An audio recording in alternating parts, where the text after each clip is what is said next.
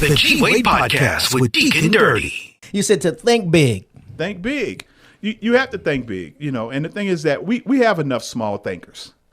We have enough small thinkers, and so when we start talking about moving into generational wealth, we use that word a lot in our community. We use it and don't really. And I don't know think what people really understand what generational wealth means. Yeah. Can you break it down? Making six figures is not generational wealth. I'm here for the generation.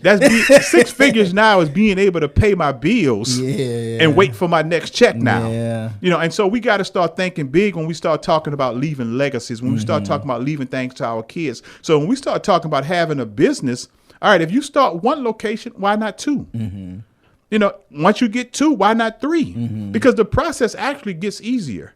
If I make 100,000, why not now make $250,000? Right. Make $250,000 because the thing is now you can control stuff.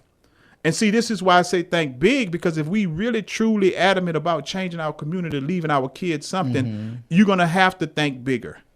Because again, we understand if you live into 75, you got to outlive your money. That's true. So you can't outlive your money or pass anything down if you're making ends meet.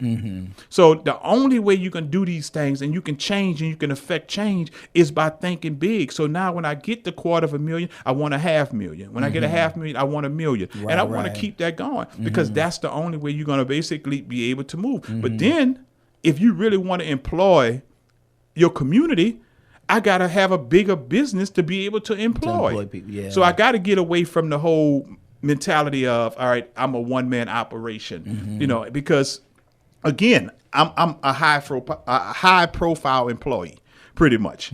I can't employ nobody, so I'm not changing the dynamics of my community. And so that's why I say think big if we really want to win as a people. Yeah.